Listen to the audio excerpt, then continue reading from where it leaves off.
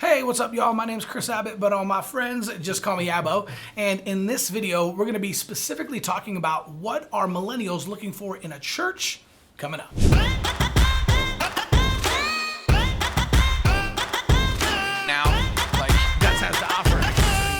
What's up, everybody? Just calls me Abbo, and this YouTube channel is designed specifically to help pastors and church leaders be more effective and learn how to use social media and technology in order to reach more people for Jesus. And in this video, we're going to be specifically talking about how to reach the next generation, right? What exactly are millennials looking for in a church, and how can we attract them to our Sunday morning services? So let's dive in. All right, so the first thing that you have to understand about millennials is they are very cause-driven, right? And so you guys see this, millennials catch a bad rap all the time, right? And some of it is probably true, but the thing that you have to understand is that millennials are very purpose-driven. They're very cause-driven, right? And so they're not motivated by the same things that baby boomers and Generation X was, right? Like, these guys are passionate about what they do, right? They're passionate about time freedom. They're passionate about making a change and making a difference in the world. These are people that want to be the best versions of themselves, and they want to know that the things that they're doing every single day are actually making a difference, right? So like when people talk about, well, millennials never stay at the same job for a while or anything like that,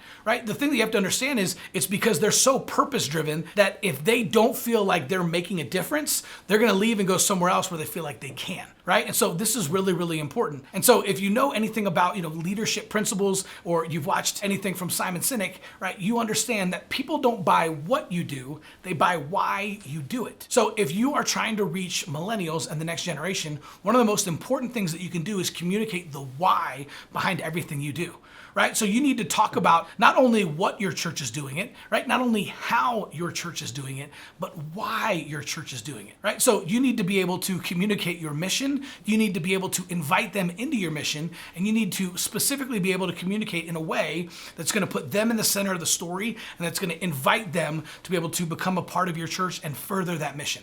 All right, so people don't buy what you do, they buy why you do it. And Apple understands this principle, right? It's why they have dominated the tech industry for so many decades. So if Apple communicated like everyone else, then a typical marketing message would sound something like this.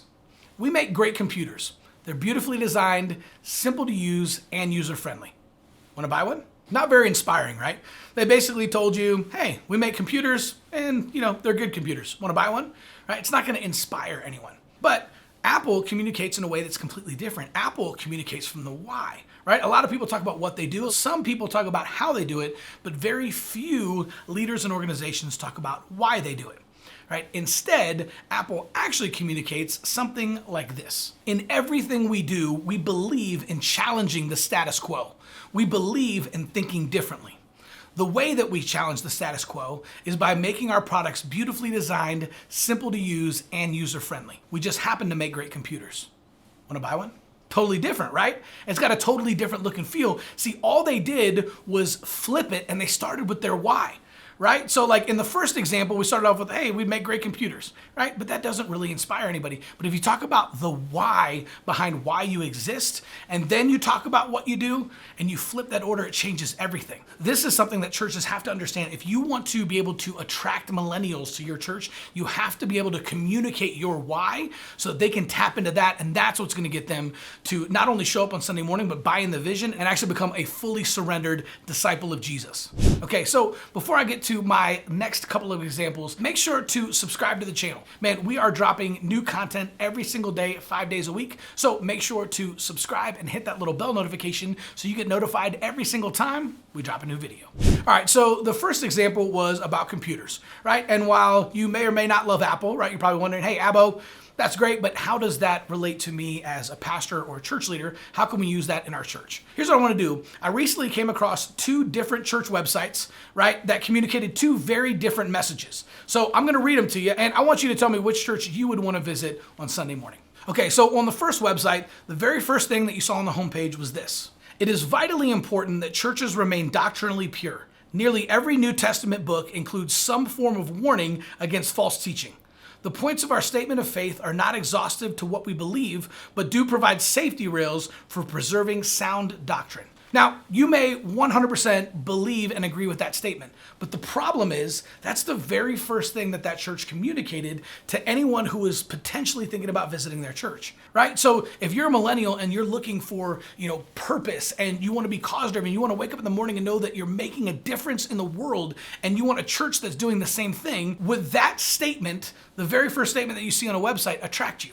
And the answer is no.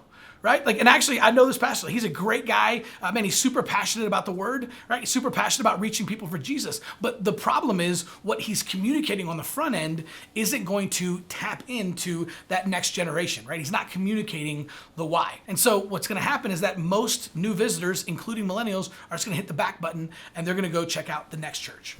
All right, now the second website was for a church called Crossroads Church. And let's take a look at the very first thing they communicated on their homepage. You were born for adventure. You were born to make a difference, designed to partner with God to change the world for good. If that sounds like your type of adventure, Crossroads is your spiritual outfitter. Pretty different, right? So what do you think a millennial, right? Someone who's coming in who wants to be able to tap into something and make the world a better place, which message do you think is going to attract them and make them want to visit on Sunday? Well, it's pretty obvious, the second one, right? Because what Crossroads did is they established the why. They talk about their why. They said, we believe that you were born to make a difference. We believe that you were born for adventure, right? That you're designed to partner with God to change the world for good. And then they basically placed themselves as the guide, right? And they said, hey, if this sounds like your type of adventure, then Crossroads is your spiritual outfitter. People don't buy what you do, they buy why you do it.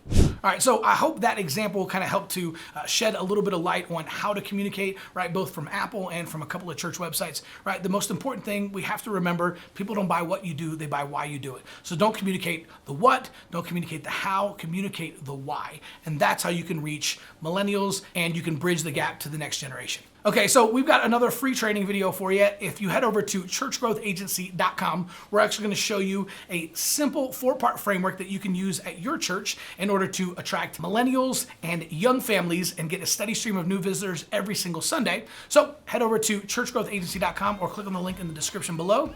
We'll see you soon.